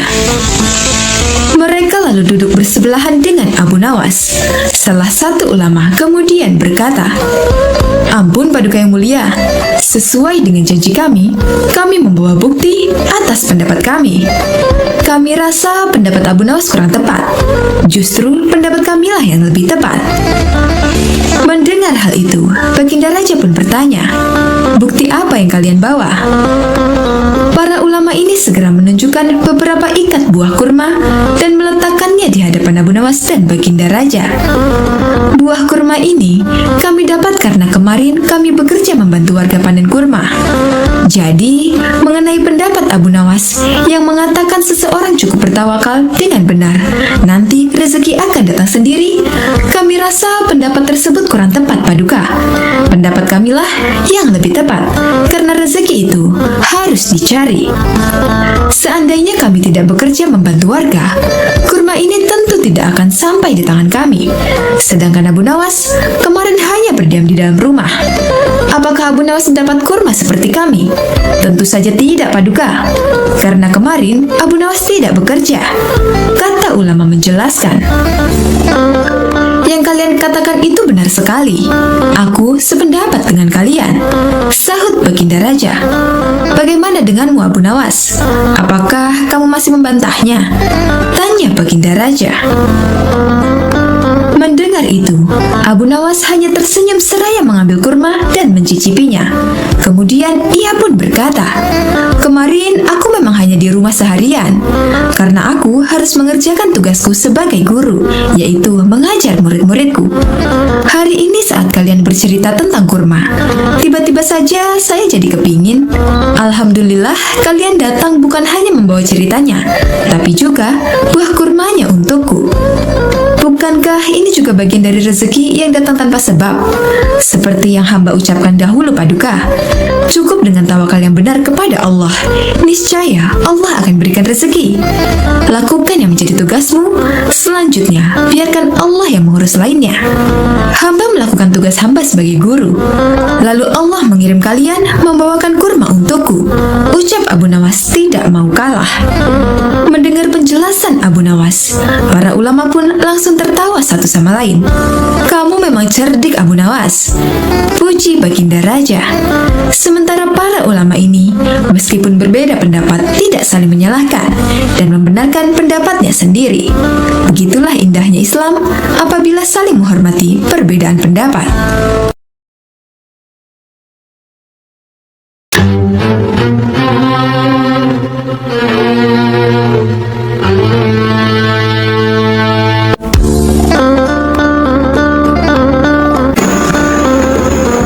Abu Nawas mendengar Baginda Raja yang memiliki seorang menteri kepercayaan dan senantiasa mendampinginya. Menteri itu bernama Abu Jahal. Namun kepercayaan yang diberikan Baginda Raja sering dimanfaatkan oleh Abu Jahal untuk memperkaya dirinya. Terkadang dia meminta upeti kepada rakyat dengan mengatasnamakan Baginda Raja. Hal ini tentu saja membuat Abu Nawas sangat geram, tetapi tidak berani mengadukannya kepada Baginda Raja. Sebab dengan kedudukan yang dimiliki, Abu Jahal bisa saja memutarbalikkan fakta dan menuduh Abu Nawaslah pelakunya. Seiring berjalannya waktu, penasihat istana meninggal dunia. Baginda Raja sangat kehilangan dan belum bisa menemukan penggantinya. Jadi untuk sementara waktu, jabatan penasihat istana masih kosong. Belum ada yang mendudukinya. Kesempatan ini segera dimanfaatkan Abu Jahal. Ia ingin sekali menduduki jabatan tersebut. Dengan begitu, ia bisa lebih leluasa memengaruhi Baginda Raja. Segala cara Abu Jahal lakukan. Di depan Baginda Raja, Abu Jahal terus mencari muka agar terpilih menjadi penasihat istana. Tapi sayangnya, ambisi Abu Jahal ini harus kandas di tengah jalan, karena tidak berapa lama, Baginda Raja justru memilih Abu Nawas untuk jadi penasihat istana. Keputusan Baginda Raja ini tentu saja membuat Abu Jahal kecewa, sehingga ia menaruh dendam kepada Abu Nawas. Suatu hari, ketika Abu Jahal melihat Abu Nawas sedang duduk bersama Baginda Raja, timbul pemikiran di kepalanya. Seharusnya aku yang ada di tempat tersebut. Abu Nawas tidak pantas duduk di situ. Abu Nawas itu apa dia? Tidak mampu mengurus masalah kerajaan. Pantasnya dia jadi pelawak istana. Gerutu Abu Jahal dalam hatinya. Merasa kecewa dengan keputusan Baginda Raja, Abu Jahal lalu menyampaikan keberatannya. Pada suatu hari, saat Baginda Raja sedang duduk sendirian di singgasananya, Abu Jahal menghadap dan berkata, "Ampun Paduka yang mulia, hamba izin menghadap Baginda Raja." Baginda Raja terkejut melihat Abu Jahal yang tiba-tiba menghadapnya. "Ada apa Abu Jahal? Apa yang ingin kau sampaikan?" tanya Baginda Raja. "Ampun Paduka yang mulia, hamba rasa Abu Nawas tidak pantas menjabat sebagai penasihat istana. Karena menurut hamba, dia tidak tahu apa-apa soal negara. Abu Nawas itu apa keahliannya? Cuma melucu saja," tutur Abu Jahal. "Tapi, bukankah Abu Nawas terkenal cerdas? Dia juga seorang yang jujur," ujar Baginda Raja. "Apakah Paduka sudah meragukan kejujuran saya?" tanya Abu Jahal. "Bukan seperti itu. Kamu kan sudah menduduki jabatan Menteri Istana. Jadi wajar kalau Abu Nawas yang mengisi jabatan penasihat istana," jawab Baginda Raja. "Tapi hamba lebih berpengalaman Paduka yang mulia, apalagi mengenai kenegaraan. Hamba juga ahli berperang, tubuh hamba kekar dan perkasa. Lalu hamba sudah lama berbakti kepada Baginda Raja. Hamba rasa hambalah yang lebih pantas menjadi penasihat istana," ucap Abu Jahal. Melihat ambisi Abu Jahal yang begitu besar ingin menjadi penasihat istana, Baginda Raja akhirnya membuat keputusan. Ia ingin mengadakan sayembara antara Abu Nawas dan Abu Jahal. Maka dipanggillah Abu Nawas untuk datang ke istana. Singkat cerita, Abu Nawas pun menghadap Baginda Raja. "Ampun Paduka yang mulia, ada gerangan apa memanggil hamba?" tanya Abu Nawas. "Hai Abu Nawas, Abu Jahal sangat menginginkan jabatan penasihat istana. Dia minta supaya jabatanmu diganti olehnya. Tapi aku juga tidak mungkin memecatmu begitu saja. Biar adil, maka aku putuskan akan mengadakan sayembara untuk kalian berdua. Siapa yang menjadi pemenangnya, maka dialah yang berhak jadi penasihat istana," jelas Baginda Raja. Sejenak Abu Nawas terdiam dan berpikir, Abu Jahal pasti punya rencana busuk. Jangan sampai dia jadi penasihat istana. Bisa-bisa rakyat makin miskin, tertindas oleh kelakuannya, pikir Abu Nawas. "Ampun Paduka yang mulia, kalau boleh tahu, sayembara apa yang hendak diberikan?" tanya Abu Nawas. "Aku ingin masing-masing dari kalian membawakan 1 gentong air laut, tapi yang rasanya tawar," perintah Baginda Raja. Abu Nawas dan Abu Jahal langsung terkejut mendengar permintaan Baginda Raja yang aneh itu. "Sekarang pulanglah kalian berdua dan besok kembali ke sini dengan membawa air laut yang rasanya tawar," kata Baginda Raja. Sesampainya di rumah, Abu Nawas terus memikirkan dan mencari tahu keberadaan laut yang airnya tawar. Mana ada air laut yang rasanya tawar? Orang secerdik apapun tidak akan bisa melakukannya, pikir Abu Nawas. Sementara itu Abu Jahal mulai berbuat curang. Ia memasukkan air sumur ke gentong untuk dibawanya ke istana. Baginda Raja pasti percaya, meskipun aku berkata bohong, karena aku tahu aku adalah menterinya yang paling dipercaya, kata Abu Jahal dalam hatinya. Keesokan harinya, Abu Nawas dan Abu Jahal datang ke istana dengan membawa gentong masing-masing. Bagaimana? Apa kalian sudah mendapatkan airnya? Tanya Baginda Raja. Sudah, Paduka yang mulia, jawab Abu Jahal dan Abu Nawas serempak. Kemudian Abu Jahal maju lebih dulu, menyerahkan gentongnya. Ini Paduka, air laut permintaan Paduka, ucap Abu Jahal.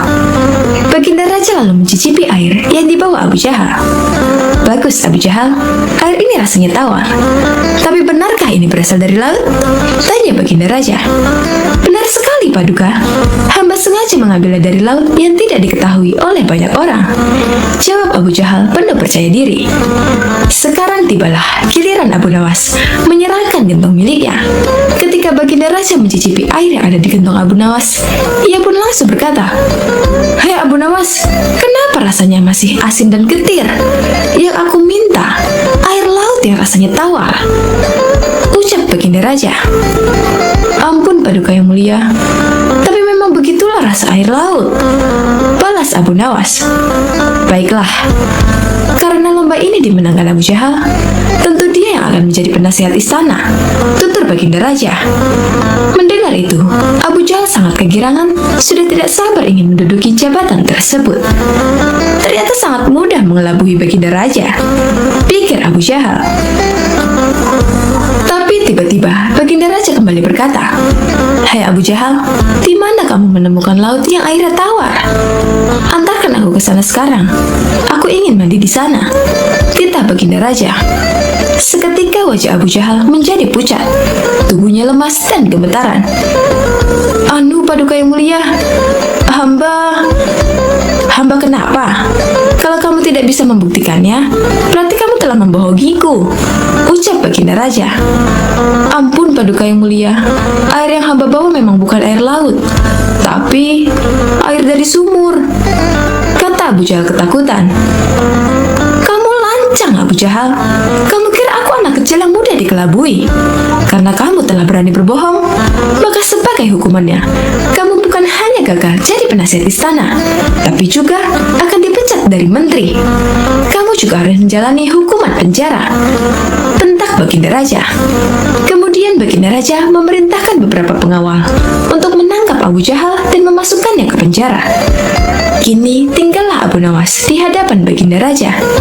"Hai Abu Nawas, bukankah kamu terkenal cerdik? Bisa saja kamu membohongiku, dan dengan kecerdikanmu itu, kamu tentu bisa menutupi kebohonganmu. Tapi kenapa kau tidak lakukan?" tanya Baginda Raja. "Ampun Paduka yang mulia, hamba memang cerdik, tapi hamba bukan pembohong. Secerdik apapun manusia, tidak akan ada yang bisa mengubah rasa air laut menjadi tawar," terang Abu Nawas. "Kamu benar Abu Nawas, itulah orang yang saya cari untuk menduduki jabatan sebagai penasihat istana, cerdik dan juga jujur," kata Baginda Raja tersenyum puas. Wallahu a'lam bishawab.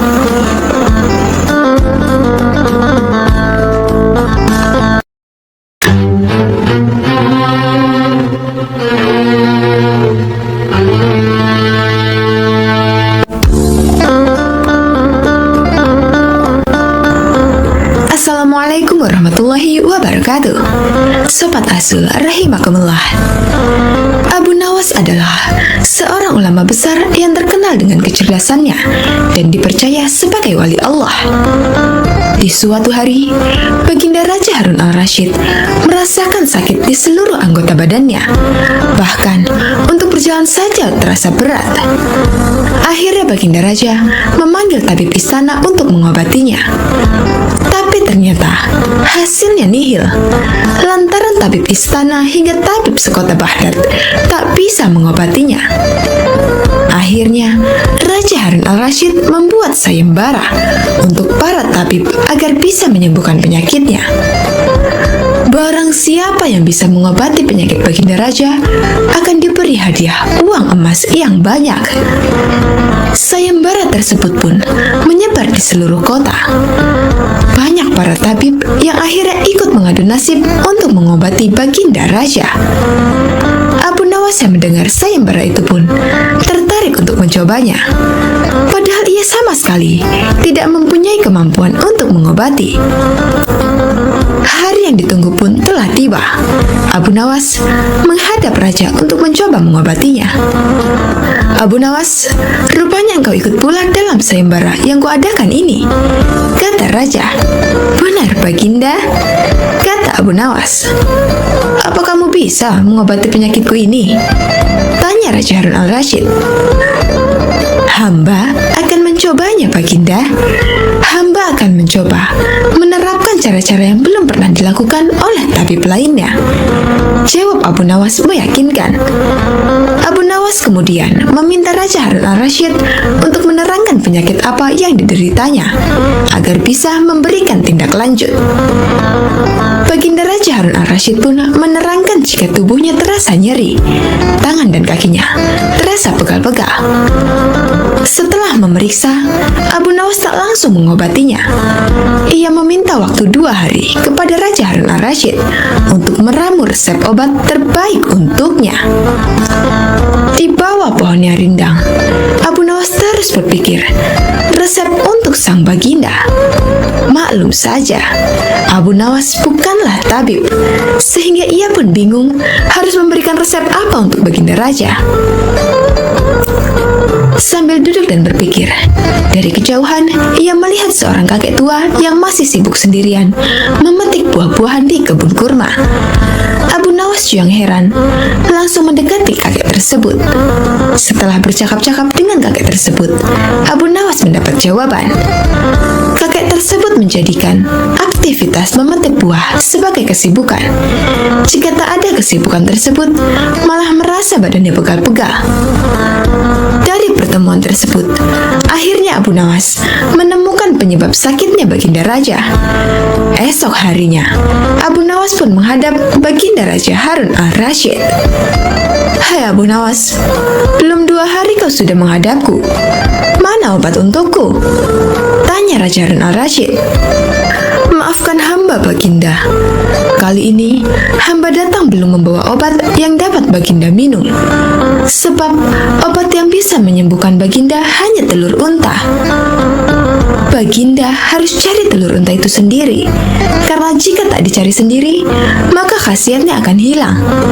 Terang Abu Nawas. Kalau itu yang kau sarankan, baiklah, aku akan segera mencarinya, jawab Baginda Raja. Dengan sekuat tenaga, Raja Harun al-Rasyid mencoba mencari telur unta di pasar. Para pedagang pun terheran, bukankah unta itu beranak bukan bertelur? Tapi mereka tak berani mengatakan hal itu sebab yang mencari adalah Baginda Raja. Setelah berkeliling kota dan tak menemukan satupun penjual telur unta, Harun al-Rasyid bertemu nenek tua yang menjelaskan jika unta tak bertelur tapi beranak. Baginda Raja lantas tersadar jika ia baru dibohongi oleh Abu Nawas. Sampai di istana, Raja Harun al-Rasyid merasa kelelahan setelah perjuangannya mencari telur unta dengan berjalan kaki. Baginda Raja pun akhirnya tertidur pulas karena kelelahan. Esok harinya, Baginda Raja tampak segar bugar, dan anehnya sakit yang diderita hilang begitu saja. Ia lalu menyuruh para pengawal untuk meminta Abu Nawas segera menghadapnya. Tak lama kemudian, Abu Nawas pun menghadap. Bagaimana Baginda? Apakah Baginda telah menemukan telur unta yang hamba ajukan? Tanya Abu Nawas setelah memberikan salam kedatangan. Rupanya, engkau telah mempermainkanku ya, jawab Baginda. Apa yang Baginda maksud? Tanya Abu Nawas. Engkau menyuruhku mencari telur unta, padahal unta tak bertelur, melainkan beranak, terang Raja Harun al-Rasyid. Abu Nawas kemudian menceritakan pertemuannya dengan kakek tua. hingga ia memperoleh hikmah bahwa anggota badan yang tak pernah digerakkan akan membuat orang sakit. Pengalaman itulah yang ingin diterapkan Abu Nawas kepada bagindanya, supaya Baginda Raja tidak hanya memerintah tetapi juga bergerak.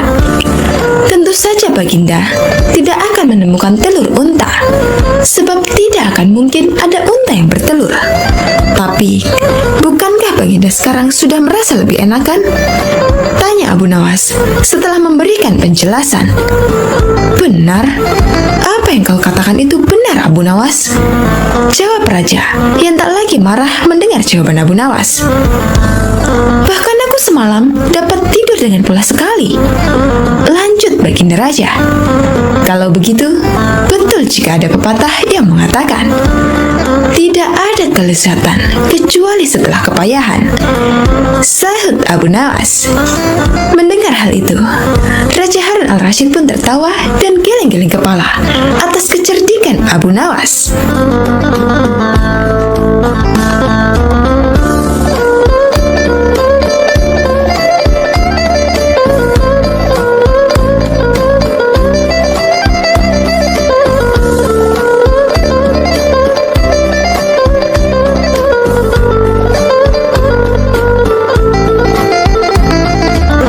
Sobat Azul, rahimakumullah. Ada berbagai macam cerita lucu dari Abu Nawas yang sering diceritakan ulang. Salah satunya adalah tentang berpuasa.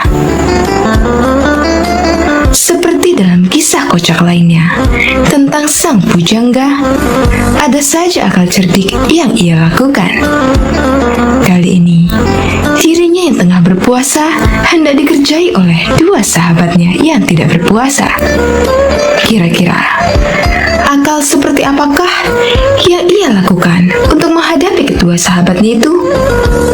Daripada penasaran, langsung saja kita simak cerita lucu Abu Nawas tentang berpuasa. Alkisah. Pada suatu siang di bulan Ramadan, rumah Abu Nawas dikunjungi oleh kedua sahabatnya. Layaknya umat Islam lain, ia juga berpuasa. Namun tidak begitu dengan kedua temannya.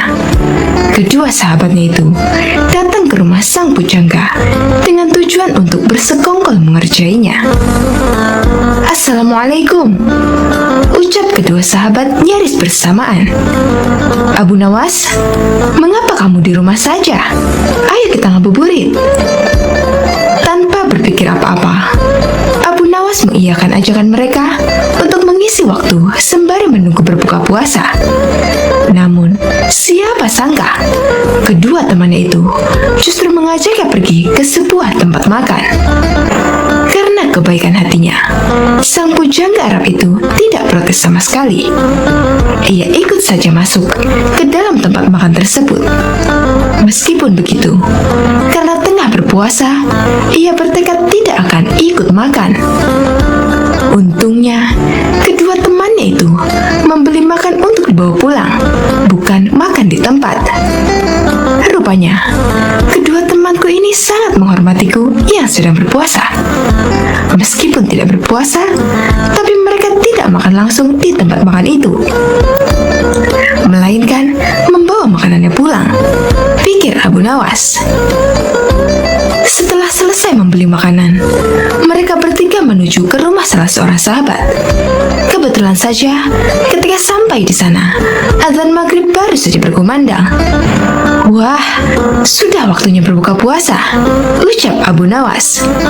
Batalkan saja dahulu puasamu dengan minum, ucap salah satu temannya.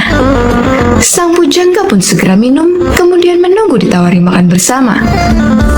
Jangan lupa sholat dulu, ucap temannya yang lain. Nanti kamu ketinggalan jatah waktu sholat maghrib. Benar juga, jawab Abu Nawas. Ia kemudian mengambil air wudhu dan menjalankan ibadah sholat maghrib. Seusai sholat, ia kembali menemui kedua sahabatnya sambil berpikiran, kali ini akhirnya ia bisa makan. Mengapa kamu tidak mengaji Al-Quran?" tanya temannya. "Mumpung perutmu masih kosong, lebih baik kamu mengaji dahulu. Takutnya nanti kalau sudah kenyang, kamu jadi mengantuk." Lama-kelamaan, penyair dari Persia itu merasa jengkel. Ia merasa kalau kedua sahabatnya itu sedang mengerjainya. Meskipun begitu, ia tetap menurut dan mengaji Al-Quran. Kemudian, apakah setelah mengaji, akhirnya ia bisa makan? Tentu saja tidak. "Abu Nawas, sekarang mari kita lompat tidur," ucap salah satu temannya. "Esok pagi yang memiliki mimpi paling indah akan bisa memakan makanan ini." Bukannya mengajak makan, temannya itu justru mengajak lompat tidur. Tentu saja saat itu ia benar-benar sadar kalau ia sedang dikerjai oleh teman-temannya. Meskipun marah, tokoh yang hidup di abad ke-8 ini tetap menyanggupi perlombaan yang tidak masuk akal tersebut. Ia dan kedua sahabatnya tidur malam itu juga. Dan keesokan harinya, setelah bangun tidur, mereka pun kembali berkumpul untuk membicarakan mimpi yang mereka dapatkan semalam. Salah satu dari teman Abu Nawas memulai ceritanya. "Semalam, aku bermimpi sangat indah sekali. Di dalam mimpi itu, aku memiliki rumah mewah, mobil mewah, uang yang banyak, dan pesawat pribadi. Hidupku pokoknya sangat sempurna." Teman yang lain menganggukkan kepalanya beberapa kali ketika mendengar cerita itu. "Mimpimu memang indah, sahabat," ucapnya kemudian. "Tapi egois sekali. Kalau aku semalam justru bermimpi kalau negeriku ini tidak punya hutang. Infrastrukturnya berkembang dengan baik. Jalan-jalan yang mulus, pelabuhan selalu lancar, ongkos transportasi murah, dan semua rakyatnya begitu sejahtera hingga aku tak bisa menemukan orang yang berhak menerima zakat." Mendengar cerita tentang mimpi tersebut, salah satu sahabat sampai terkagum-kagum. "Mimpimu luar biasa sekali, sahabat," ucap salah satu sahabatnya. "Bagaimana denganmu, Abu Nawas? Apakah mimpimu lebih luar biasa dari sahabat kita ini? Coba ceritakanlah kepada kami, wahai sahabat." "Sayangnya, mimpiku hanya biasa saja," ucap sang pujangga memulai ceritanya. "Semalam aku bermimpi dengan Nabi Daud alaihi salam. Kalian tentu tahu kan kalau Nabi Daud gemar berpuasa. Beliau seringkali berpuasa sehari, kemudian berbuka sehari setiap waktu." Kedua sahabat itu mengangguk-anggukkan kepalanya. Kemudian, "Semalam dalam mimpiku, Nabi Daud bertanya kepadaku, 'Apakah engkau berpuasa, wahai Abu Nawas?' Tentu saja aku langsung menjawab iya. Kemudian beliau kembali bertanya, 'Sudahkah engkau berbuka puasa, wahai Abu Nawas?' Dan aku hanya bisa menjawab belum. Kemudian Nabi Daud alaihissalam menyuruhku segera berbuka puasa. Saat itu juga, aku langsung bangun dari tidur dan mengambil makanan yang sudah kalian belikan kemarin sore." Kontan, kedua sahabat pun hanya bisa saling berpandangan. Salah satu dari mereka kemudian mengecek makanan yang mereka simpan di dalam lemari malam sebelumnya. Benar saja, semua makanan yang mereka simpan kemarin kini telah raib. Berarti semalam sang bujangga sungguh-sungguh memakan makanan itu. Kedua sahabat pun langsung menyesali perbuatan mereka kemarin. Siapa sangka, rupanya mereka tetap kalah cerdik dari akal temannya. Berniat mengerjai, justru akhirnya ganti dikerjai.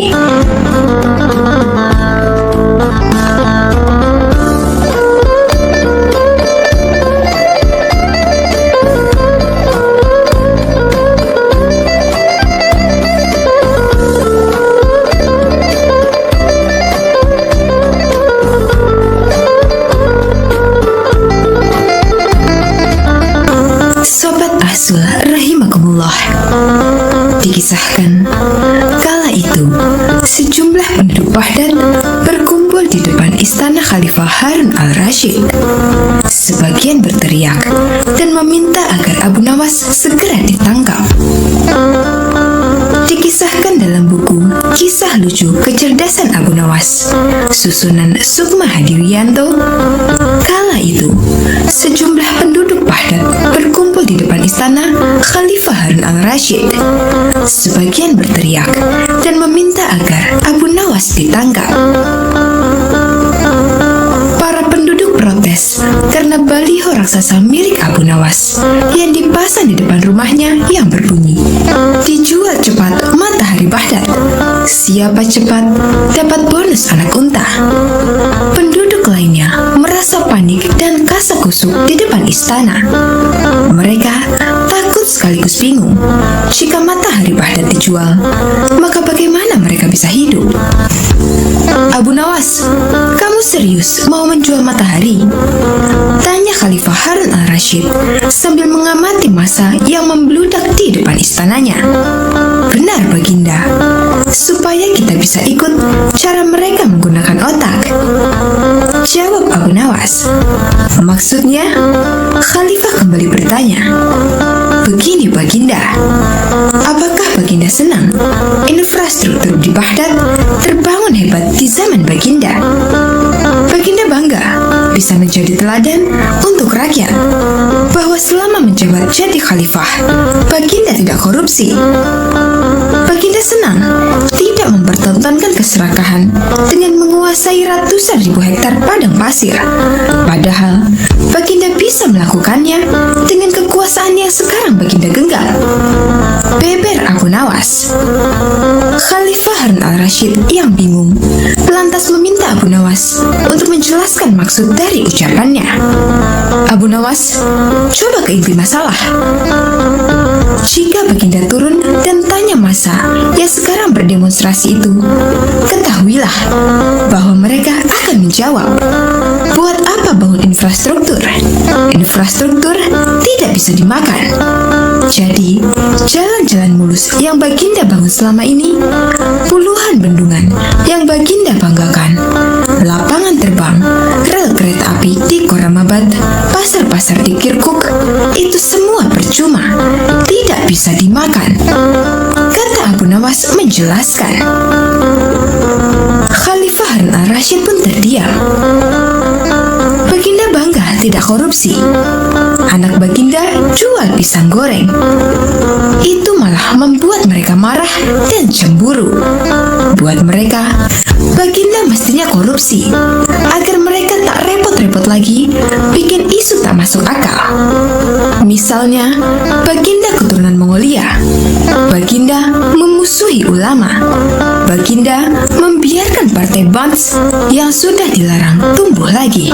Wah, pokoknya banyak Baginda. Lalu, apa hubungannya dengan menjual matahari? Tanya Khalifah Harun al-Rashid.